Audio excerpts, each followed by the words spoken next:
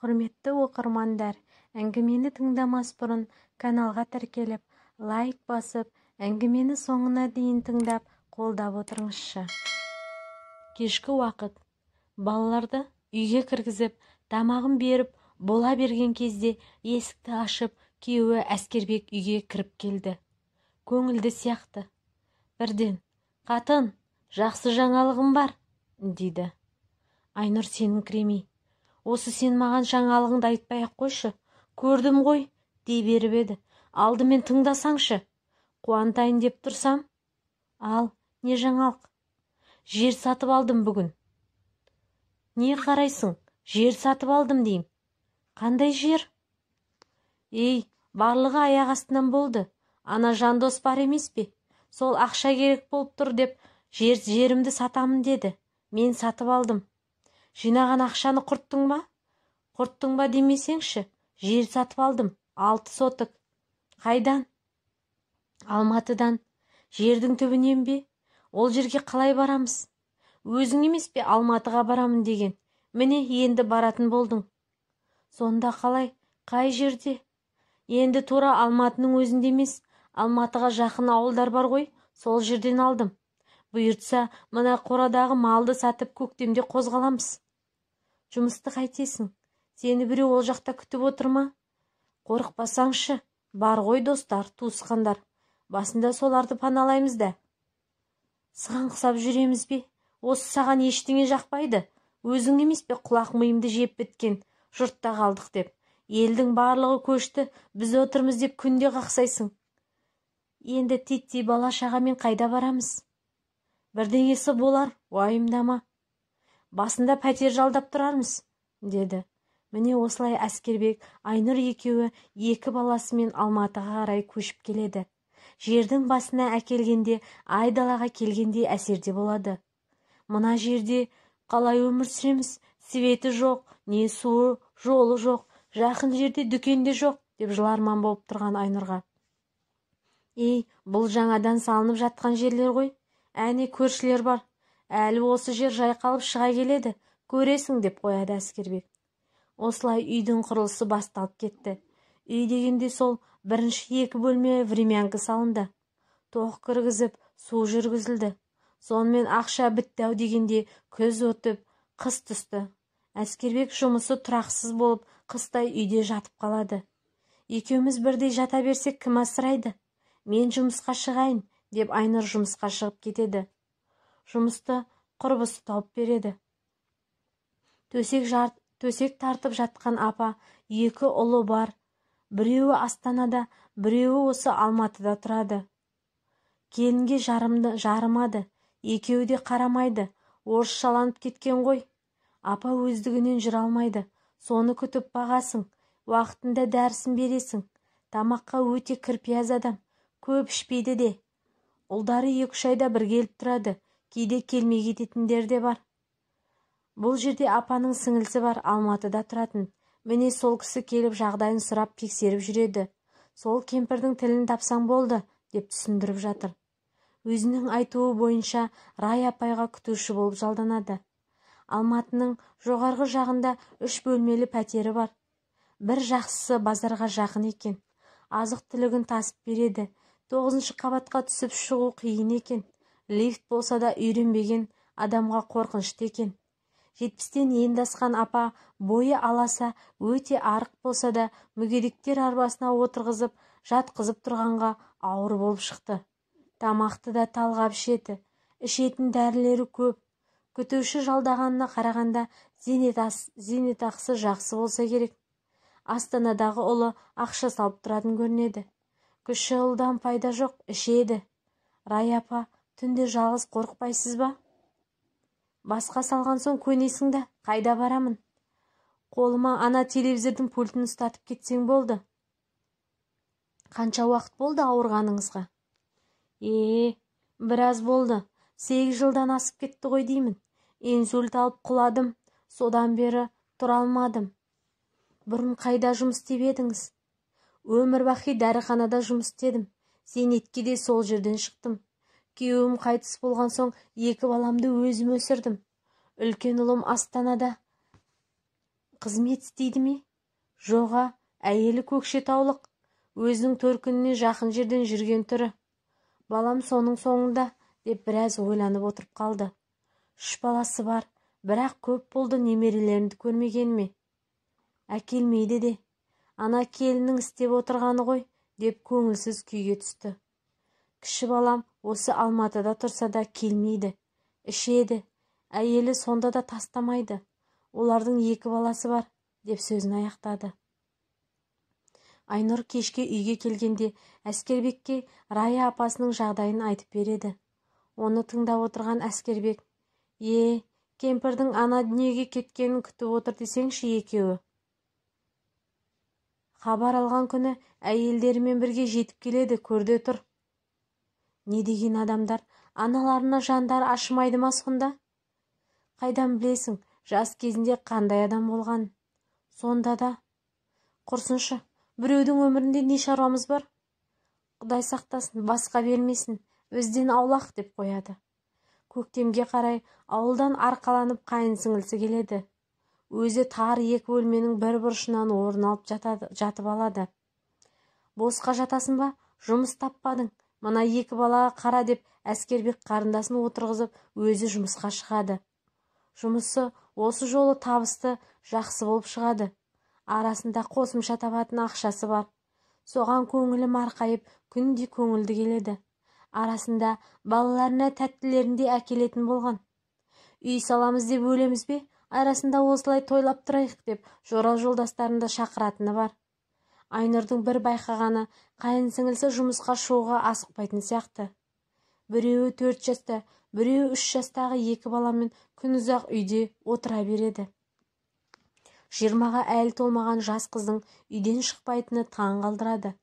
Арасында өзінің балаларын бақтырып қойғанына ұялатын кездерде болады. Кінәсін жуып шайғандай болып сыйлықтарын жасап тұрады. Әскербекте қарындасына бірдеңелерін беріп жатады. Дегенмен балалы үйдің ұрлығы жатпайды дегендей, бір күні үлкен ұлы Мирас: бүгін мороженое жедік, деді. Келесі күні тағы да: бүгін розовый мороженое жедік, деді.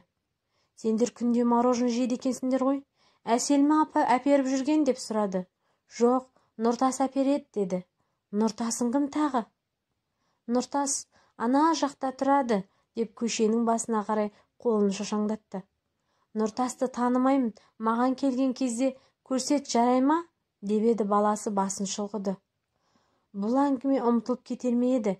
2-3 күн өтпестен кешке қарай Мирас сырттан ішке кіріп жатып: Нұртас келді, деді. Айнұр сыртқа шықты. Үйдің қоршауы жоқ, забор әлі салынбаған. Біраз көршілердікі де сондай болғандықтан көшедегі жүріп бара жатқан біраз адамдарды көре аласың. Мирастың көрсеткені жасы 30-дардан асқан, қатын бала шағасы бар, төмен жақта тұратын еркек. Мынау ма Нұртас? десе басын изеп қояды. Сендерге мороженое әперді ме? Иә, әперді. Неге әперді? Әселге де әперді, дегенде Айнұр ойланып қалды. Нұртасы болса үй жағына кетіп барады. Үйге кіріп Әселге қарады. Ол телефонын шұқып отыр. Әңгіме бастауға ыңғайын таппады. Айнұр Рая апайына келген кезде жедел жәрдем тұр екен. Асығып пәтерге кіргенде дәрігер шығып келеді. Сәлеметсіздер ме? Апаға не болды? Қан қысымы көтеріліп кетіпті. Қазір жақсы. Ұйықтап қалды. Тұрған кезде тағы байқайсыз ғой, деп шығып кетті. Рая апа тұрған кезде: апа, сізге не болды? Маған қоңырау шалмадыңыз ғой. Сені анау қаланың шетінен жүгіртемін бе? Мазаламайын дедім. Жедел жәрдем тез келді қайта. Кеше жақсы едіңіз ғой. Түнде ұлым келді. Ішіп алған, кетпейді. Біраз мазамдалды. Мен оған керек емеспін. Керек болсам солай сөйлейді ме? деп жылай бастады. Апа, жыламаңызшы. Қазір тағы ауырып қаласыз. Жыламаймын, жақсы. Ойласам жүрегім ауырады. Бүгін сіңілім келеді. Бағана шақырғанмын, деді. Айтқандай сол күні сіңілісі келді. Апаның сіңілісі өзінен аумайды. Аздап жастау, 4-5 жас айырмашылығы бар. Рая апайға қарағанда жағдайының жақсы екені түрінен, Киген киімінен көрініп тұр. Нағыз Алматының апасы. Соңғы үлгіде киініп те, еріне қызыл далапта жағып алған. Өткенде өзің айтқандай жарнама беріп қойдым. Адамдар келіп жатса, екеуміз келіскен бағаны айтасың, деп жатыр. Айнұрды қасына шақырып алып, мына пәтерді сататын болдық. Жарнама беріп қойдым, дегенде түсінбей қарап тұрған Айнұрға Рая апасы. Менің жағдайымды ойламаған ұлдарды қайтемін.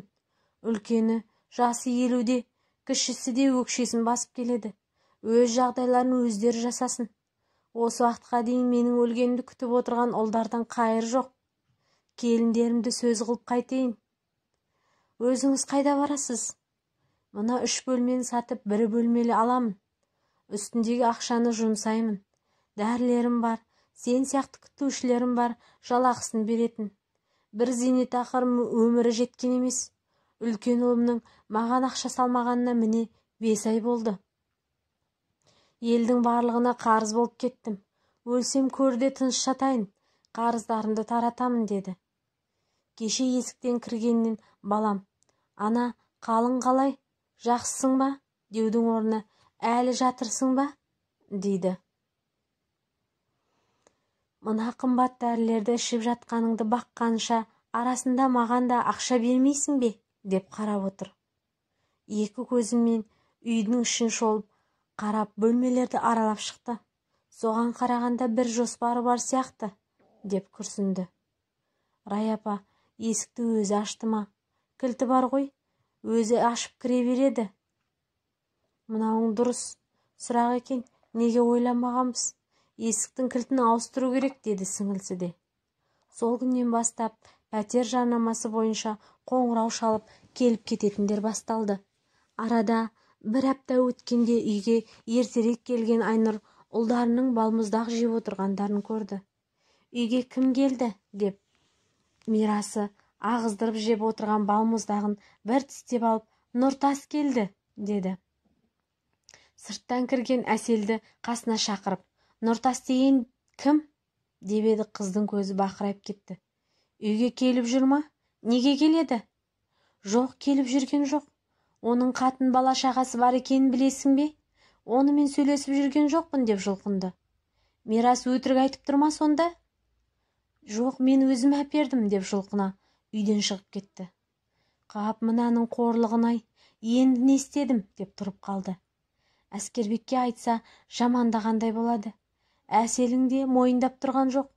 Басы қатып жүр. Енесіне қоңырау шалады. Аман саулықтан соң, мама, біз жаққа бір келіп кетпедіңіз бе? Келсеңізші, деді қиылып. Сонша не болып қалды, айт.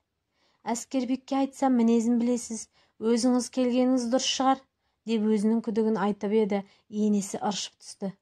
Жақсы, барамын, деді. Енесін шақырған күйеуіне де, қайын сіңілісіне де айтқан жоқ. Жұмыстан келген Әскербек, биыл стройканы бастамай тұрамыз-ау, қарыз кредиттен біраз құтылып алайық, деді. Өзің білесің ғой, шамаға қарап көсілейік. Мен жұмысты ауыстырсам ба деп жүрмін. Мына жұмысыңа не болды? Бастықпен келіспей қалдым. Бар, қара жұмысты маған жүктейді. Сөйтсем қасындағылар өзінің туыстары екен. Үстінен арыз жазамын да шығып кетемін әкесін, деп сөзін аяқтады. Осылай жүре берсең, қашан ақша жинайсың? Тұрақты болу керек қой. Енді не, біреуге құл болайын ба? Табылады жұмыс, қорықпа, деді. Кредиттің уақыты келіп қалды. Не ойлағаның бар? Жарайды, әйтеуір бірдеңесі болар, деп құтылды. Айлықтан айлыққа әрең жеткізетін ақшаны үнемдеп шаршаған Айнұр көңілі түсіп кетті. Көп күттірмей енесі де келеді. Арқаланып ауылдың бар базарлығын көтере келген. Құртқа тойған немерелері мәз. Апа, сіз босқа жүрмейсіз, не болды, деді Әскербек. Бірдеңе болу керек па? Келтірмейін дедің бе? Ой, тегі сіз де сөйлейсіз ғой. Сіздің босқа жүрмейтініңізді білген соң сұрап жатырмын. Жарайды ғой, қоймадың ғой, қызымды алып кетуге келдім, дегенде Әсел жалт қарады. Апа, ол бала бағып отыр ғой. Балаңды өзің бақ, қызым өзіме керек. Мама, мен оқуға түсемін, деп дайындалып жүрмін. Үйде дайындаласың. Оқуға түссем, бәрібір осында келемін ғой. Келмейсің, басқа жер құрып қалып па? Келесі күні Әскербек жұмыстан келмей тұрып үйде өңкей әйелдер отырған. Сөзді Әсел бастады. Мама, мен ешқайда бармаймын. Жеңгем сізге не айтқан білмеймін. Мен тұрмысқа шығамын. Кімге? Деді екеуі бірден. Нұртасқа. Құдайдан жетсін. Есің дұрыс па? Оның қатыны бар ғой. Мені тоқалдық қалады, дегенде енесі ыршып түсті. Не дейді, масқара, не дейді? Мен сені тоқал болсын деп туған жоқпын, қатын. Не бүлдірдің? Деді бар даусымен айқайлап. Әсел бас төмен салбырап жылап тұр. Менің аяғым ауыр, дегенде Айнұрдың есі шықты. Өлтіреді мені.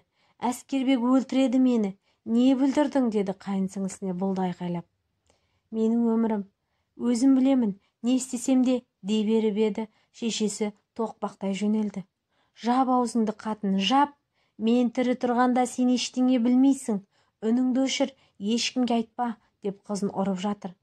Басын екі қолымен қорғаштап отыра қалған Әсел сұңқылдап жылап отыр. Айнұр араша түспеді. Әскербектің жұмыстан келетін уақыты болды деп жаны шығып барады. Енесі қызын әлі ұрып жатыр. Тұр, жинал, қазір кетеміз. Мама, дей беріп еді, шашынан жұлып тарта жөнелді. Қазір кетеміз, бол, деп Айнұрға такси шақыртты. Арасы бір жарты сағаттың ішінде келген таксиге Әселді итере кіргізіп, енесі кетіп қалды. Жұмыстан келген Әскербек, апам қайда, деп іздеді. Олар кетіп қалды. Кеткен нес? Әселді алып кетті ме? Деген сол еді қасына келген Мирас. Әже, Әселді ұрды, деді. Былай деп көрсетіп қояды. Неге ұрды? Айтсаңшы, неге кетіп қалды? Асықс екен, қайдан білейін, алып кетті Әселді. Неге ұрды? Ұрған жоқ, бармаймын деп еді, соған ашуланған ғой. Енді қайтесің сен? Жұмысқа қалай барасың? Білмей тұрмын. Қазір Рая апаға айтамын. Ренжитін болды. Жұмыссыз қалдым десеңші одан да, деп Әскербек шындап ашулана бастады. Айнұр Рая апайына хабарласып бара алмайтынын айтады. Ертерек неге айтпадың? Мен енді қайтемін. Орныңа адам қашан табамын, деп ашуланды. Ренжімеңізші, барлығы аяқ астынан болды. Балаларым болмағанда барар едім. Олар әлі кішкентай, тастайтын адам жоқ, деп ақталып әлек болды. Қатты ашуланды ма, Рая апасы телефон тұтқасын қоя салды. Әбден ыңғайсыз күйге түскен Айнұр көршілеріне хабарласа бастады. Бірақ ешкім балаңды бір күнге болса да қарап берейін деп шыға қоймады. Өзін кінәлі санаған Айнұр әбден қиналды. Енді қайтесің? Сіңілсі бар, дедің бе? Сіңілсі келер, өзіңді жей бермеші, деп Әскербек жұбатқан болды. Аздап тынышталған Айнұр келесі күні енесіне хабарласты. Саған сеніп тапсырған қызға қарамадың, балаларыңды бақтырып қойып ақша тапқаныңа мәзсің, деп айқайлай жөнелді. Айнұр аузын басып, есі шығып үндемей тыңдап отыр. Еркек таппағандай қайдағы біреуге жабысып, тоқал боламын деп әбден миын улап тастаған. Түк көрмеген сорлыны. Ертең дәрігерге апарамын, деп ұрысып жатыр. Екі жақтан қыспаққа түскен Айнұр әбден састы. Арты айқай-шу ренішпен бітсе де құтылдым ғой әйтеуір деп ойлаған Айнұр қателескен еді. Үшінші күні енесі тағы хабарласты. Ана қыз жоқ, қашып кетті. Саған бармады ма? Деді. Жоқ, келмеді. Жоқ, жер көкті іздеп таппай жүрмін. Атаң біліп қойды, қазір Әскербекпен сөйлеседі. Тап қатынды, тап, деді. Кешке жұмыстан келген Әскербек есіктен кіргеннен айғайлады. Әкемнің айтқаны рас па? Сен қайда қарап жүрсің? Қайдан білейін, көзге көрсетпей істеп жүрді емес пе? Ей, қатын, не деген топассың? Көзің соқыр ма? Деп бар даусымен бақырып столды төңкеріп жіберді. Кім ол Нұртас деген? Қайда үйі? Мына төмен жақта газелі бар. Әскербек үйден атып шықты. Артынан Айнұр жүгіріп келеді. Әскербек, тоқташы, өтінемін, тоқташы. Әскербек, ашуыңды басшы, деп қолынан тартып еді. Қолын сермеп қалғанда жерге ұзыннан сұлап түсті. тоқтата алмайтынын көрген соң артынан жүгіріп ілесе берді. Демде Нұртастың үйіне жетіп келді. Жаңадан салынып жатқан үйдің шарбағы жоқ. Шатыры жабылып екі бөлмесінде отырған отбасында 4 баласы бар екен. Есікті жұлқып ашып ішке кірген адамнан шошып қалған әйел: «Кімсіңдер?» деді. «Нұртас қайда?» «Нұртас келмеді, жұмыста». «Қашан келеді?» «Білмеймін, кешеден бері жоқ». «Қашан келетінін айтпады?» «4 балаң бар екен, байыңа неге ие болмайсың?» дегенде басына бүркеніп орамал таққан әйел көздері бақырайып кетті. «Тоқал алайын деп жүргенін білесің бе?» Айтты ма? Тоқал аламын десе келсе бересің бе? Ол өз еркі, мен тек қолдаймын деп мұңая қалды. Бұған да оңай түспегені көрініп тұр. Сорлы әйел тағдырына көнген сияқты. Кімді алатынын айтты ма? Жоқ, оны айтпады. Алған тоқалын қайда апарып тұратынын айтпады ма? Жоқ. Маған телефон номерін бер. Номерді ала сала қоңырау шалды. Абонент сөндірулі болып шықты. Басқа номері бар ма? Жоқ, ол номерін жиі ауыстырады. Сен қатын 10 тоқал алса да көніп жүре беретін сияқтысың ғой, деп Әскербек үйден сілкініп шықты. Әселге қоңырау шалса да бекер әуре, тұтқаны алмайды. Әскербек бірнеше күн Айнұрға қырғидай тиісіп, соңында басылды. Бір күні Әсел өзі жеңгесіне хабарласты. «Не білдірдің сен? Мына өмірде не көрдің? Жап-жассың».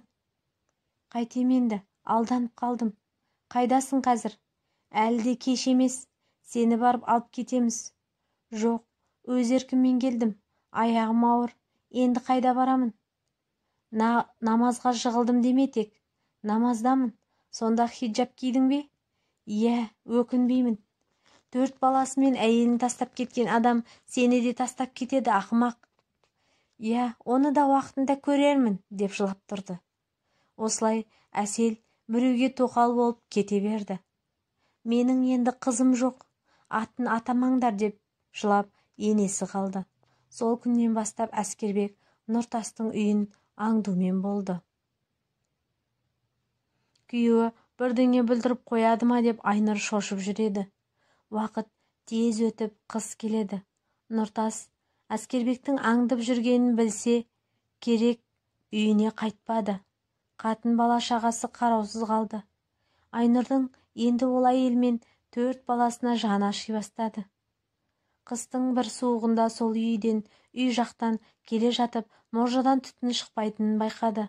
Отын көмірлері жоқ шығар деп ойлайын десе, бір шөкім көмір жатыр.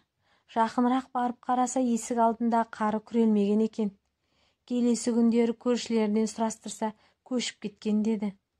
Осылай соңғы үміті Әселмен байланысы үзілгендей болды. Енді оны қайдан табады? Бұл күндері енесі күнде қоңырау шалып тұрады. Сондағы сұрайтыны қызы. Хабарласпады ма? Жағдайы қандай екен? Үйге келетін ойы жоқ па екен? Деп жылап алады. Енесіне жаны ашып бұл отырады. Ойламаған жерден Рай апасы қоңырау шалады. Айнұр, сен кеткелі жағдайым онша емес. Сенен кейін 2 әйел келді. Біреуі ұры болып шықты. Өзімді тонап бітірді. Екіншісі ішеді екен. Көп сөйлейді, тыныштық жоқ. Сен маған жұмысқа шыға алмайсың ба? Деп жалынышты дауыспен сұрайды. Балаларды бағатын адам жоқ. Күйеуіммен сөйлесіп көрейін. Балабақшаға беру керек шығар. Сөйлесші, сенен бір хабар күтемін, деп өтінді. Бұл жаңалықты Әскербекке айтып еді. Балаларды орналастыра алсаң, шыға бер, деді. Қуанып кеткен Айнұр балабақша іздеп кетеді. Бұл ауылда балабақша әзірге жоқ. Көрші ауылдардан қарастырып жүріп, жекеменшік біреуін табады. Ақшасы да қол жетімді болып балаларын береді. Өзі жұмысқа шығып, Рай апасы екеуі құшақтасып көрседі. Ой, Айнұр, келгенің қандай жақсы болды. Өзіңдей адал жанды табу қиын болып кетті ғой. Саған айтатын жаңалығым бар. Сен уақытында келдің. Мына пәтерім сатылып кетті ғой. Жақсы болған екен. Енді сіз қайда барасыз?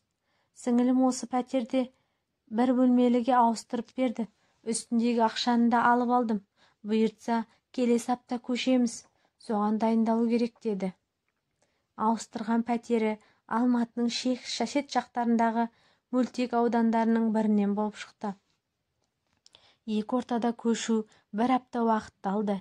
Әбден орналасып болған соң ұлдарыма көшкенімді айтпадым.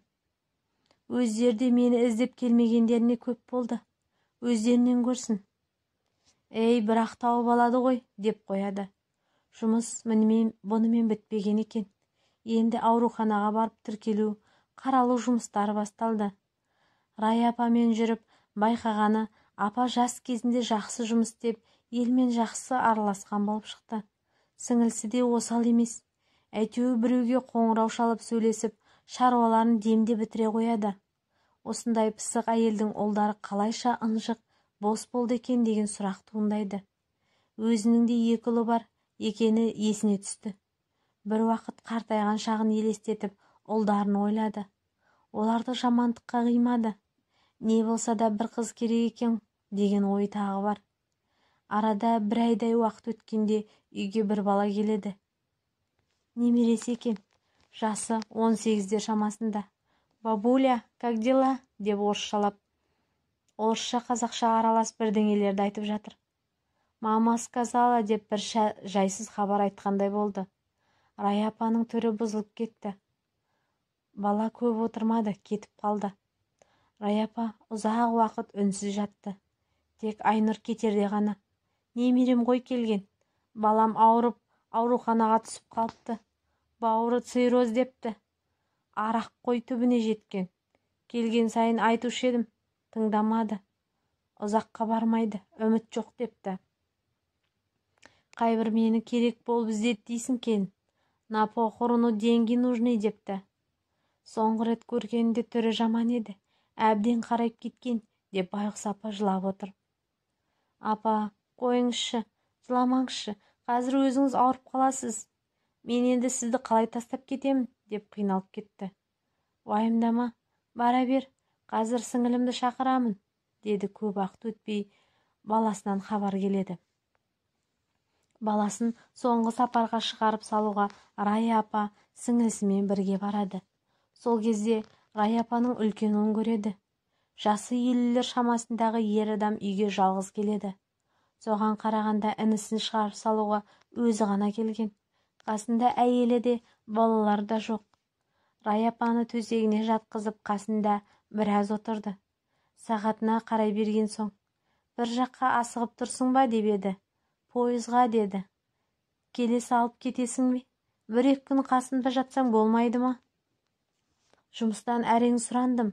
Похорон болған соң ғана жіберді». «Жұмысың құрсын. Неге жалғыз келесің?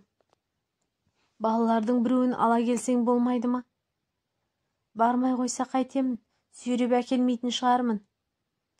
Енді мен өлген кезде бірақ келетін шығарсың». «Ой, мама, қойыңызшы осы», деп орнынан тұрып кетті. Сол күннен бастап Рая апа біраз уақытқа дейін сөйлемей қойды. Күнде айтатын әңгімесі де жоқ. Бір нүктеге қарап жатып алады. Арасында күрсінген дауыс шығады. Ауырып қалмаса болды деп Айнұр сіңілісіне хабарлайды. Сіңілісі келсе де қарамай жатып алады. Сіңілісі қасында үнсіз отырып кетеді. Күйзеліске түскен Рая апа 3-ші айда бірақ есін жинайды. «Баламның басына барсам деймін. Апарайын, жүріңіз. Қазір жетпек пісірейін. Кімнен қызғандым, нені қызғандым? 3 бөлмелі пәтерімді сатып әуре болып жүргенімде баламнан айырылып қалдым. Енді қалған баламның тілеуін тілеп отырайын. Сол аман болсын. Соның алдында кетейін. Маған енді бұл өмірде ештеңе керек емес. Бәріне ризамын. Енді кетсем де өкінбеймін», деп бір кезде ағыл-тегіл жылады.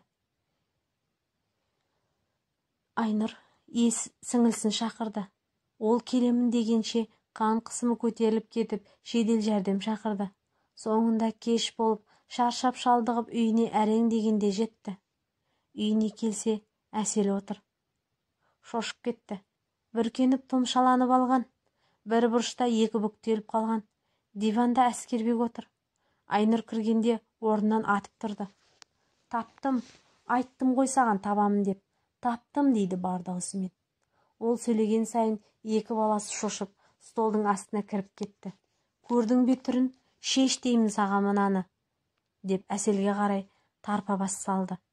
Әсел одан сайын жиырыла түседі. Әсел, қалайсың? Деп Айнұр қайынсіңлісін құшақтап алды. Мамаға айттың ба? Айттым, жолға шықты. Әкем екеуі келе жатыр. Қыздары аман есен тұрғанда қолдарына ұстатайын, көзің құртсын. Менен көріп бәле болды ғой. Әскербек, қойсаңшы енді, әбден шошыттың ғой, деп Әскербекті далаға шығарып жіберді. Босанып алдың ба? Балаң қайда? Онсыз да қорқып дірілдеп отырған Әсел жылап жіберді. Балам жоқ. Қалай? Түсік тастағанмын. Нұртас қайда? Біледі ме? Тастап кетті. Қалай? Басыма бәле болдың. Ағаң ізіме түсіп қоймады. Қашанға қашып жүремін, деп кетіп қалды. Сені қайдан тауып алды? Білмеймін.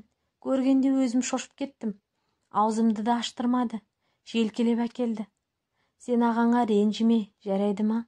Саған жамандық ойламайды ғой. Папа мен мама келгенде қашпа, барлығы жақсы болады. Бұл өміріңді ұмытасың, дегенде басын изегендей болды. Ата енесі келіп қыздарын көріп бір жылап алды. Айналып толғанып қасынан шықпай, тезірек кетейік деді ме, жатпастан кетіп қалды. Жаны тынышталып Әскербек қалды. Ана сұмырай мына жердегі үйін сатып жіберіпті. Пәтер жалдап тұрып жатыр екен. Көрдің бе өзін? Көрдім. Оңбаған ойласам қаным басыма шығады. Екі бүктеп бір тықтым жоламайтындай. Қатынымен қосылып алыпты. Ол да бір сорлы әйел екен. Бай жүргіш қалай шыдайды? Ой, шеш. Күнін көре алмай қалатын болған соң көнеді де баратын жер жоқ. Құрсыншы, өздерімен кетсінші. Сен қарындасыңа шүйліге берме енді. Енді қателеспейді деп сенейік. Папа мен мамаға обал болып кетті. Уайымдап, мама азып қалған сияқты ма қалай? Уайымдамағанда ше, елге қара бет қылып. Мәселе онда емес. Кімнің қолына түсті? Аман ба? Өміріне алаңдады ғой. Ой, сенде не болады дейсің? Жүр ғой әне, сап-сау. Сау емес, баласынан айырылып қалыпты. Сол керек оған, ана иттен бала туғанша, деп жынданды. Сол жылы жазда Әскербек үлкен үйдің құрылысын бастады. Үлкен ұлдары Мирас мектепке баратын болып, Айнұр қайтадан жұмыстан шығуына тура келді. Раяпа, үйде құрылыс басталды. Жұмысшылардың тамағы бар, балам мектепке барады. Мен енді сізге келе алмаймын. Орныма жақсы адам өзім тауып беремін. Қайтейін енді. Сенікі де дұрыс қой. Үйлеріңді салып алыңдар. Балаңның да қадамы құтты болсын. Бара ғой, деп екеуі осы жолы ренжіспей қоштасты. Хабарсыз кетпей, хабарласып тұрамын, жағдайыңызды біліп отырамын. Алаңдамаңыз, деді. Осылай Айнұр жұмыстан шығады. Әупірімдеп жүріп 3 жылдың ішінде үйлерін салып алады. Әскербек екеуі үшін қуанышты жаңалықтары да бар. Айнұрдың аяғы ауырлап, УЗИге түскенде қыз болып шығады. Есі шыққан Әскербек салып жатқан үйдің бір бөлмесін қызына арнап, қызғылт түске абойлап тастайды. Бір күні Рая апайдан хабар келеді. Қоңырау шалған сіңілісі. Рая, сені жақсы көруші еді. Апаңмен қоштасуға келесің ғой, дейді. Рая апаны баласының қасына апарып жерлейді. Әпкем, баласы кеткен соң-ақ болмай қалды. Өмірінің соңғы жылы өкінішпен өтті. Баласынан кешірім сұрай берді. Анау отырған Астанадағы келіні, деп шашы қысқа сары түске бояп алған толықтау бір әйелді көрсетті. Соңғы 5 жылда бір келіп тұр, оңбаған, деп қояды. Тістеніп. Отырысын көрдің ба? Қонақ болып жайғасып алыпты. Әйтпесе осы үйдің туған келіні ғой. Кіші баласының әйелі келмеген бе?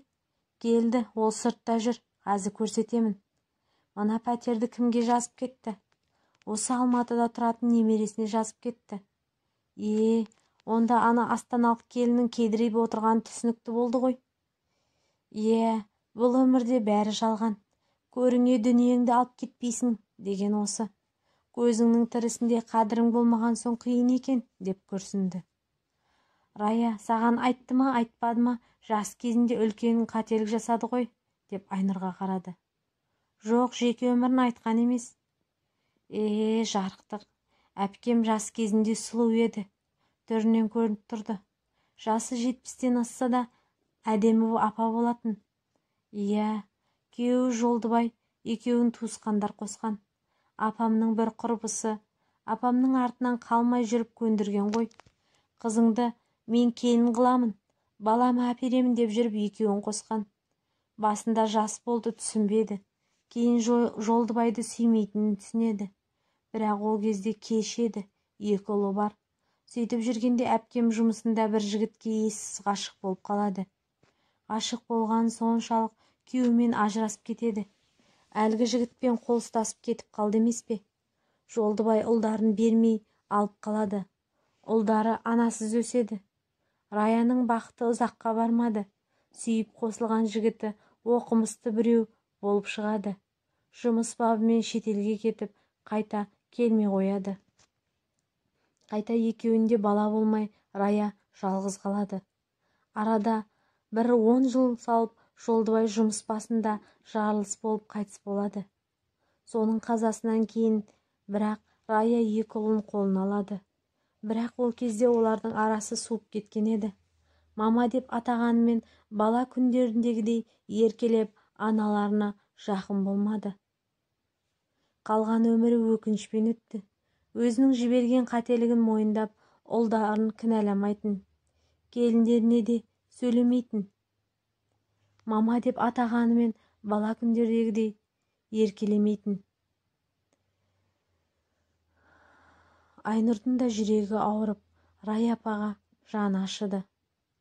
Өмірі соншалықты қиын болды деп ойламаппын. Қандай аянышты. Айтпа. Жұмысы жақсы, табысты болды. Өз еңбегімен 3 бөлмелі пәтерге де қол жеткізді. Тек ұлдары өткен өмірін қазбалап бізді тастап кеткенсің деп бетіне басып айта берді. Шешелерін сыйламады. Жолдыбай әбден қарсы қойып тастаған ғой. Екеуі үйленіп қызығын да көрген жоқ. Келіндер нашар болып шықты. Ұлдары сыйламаған келіндер қайда барсын? Қартайған шағында қан қысымы көтеріліп құлады. Содан жатып қалды. Ол өмірі өзінше бір әңгіме деп күрсінді. Бұл әңгімеден кейін Рая апаны Айнұр көпке дейін ұмыта алмай жүрді. Бір күні енесі қоңырау шалады. Үйге келіңдер, ақылдасатын шаруа бар деді. Жайшылық па? Шошыма, жақсы жаңалық деді. Қыз кетейін деп жатыр. Әсел, құтты болсын, жақсы, барамыз. Қайда шығайын деп жатыр? Өз сияқты бір рет үйленіп ажырасқан екен. Мейлі ғой, бақытын тапса болды. Құдалар келеміз деп жатыр, дайындалу керек деп қуанышын жасыра алмады. Осылай Әселді де құтты орнына жіберді. Үйін салып біткен Әскербек те бақытты. Мына көшеге енді асфальт төссек болды. Қалай, бір кездері көшіп келуге қорқып едің, көңілің орнына түсті ма? Болады, тәуба, барлығы сенің арқаңда ғой. Енді мына балаларды жақсылап өсірсек болды. Одан артық не керек, деп Айнұр бар көңілмен ойындағысын айтқан еді. Әңгіменің соңы. Әңгіме ұнаса, пікір жазып, лайк баса отырыңыздар.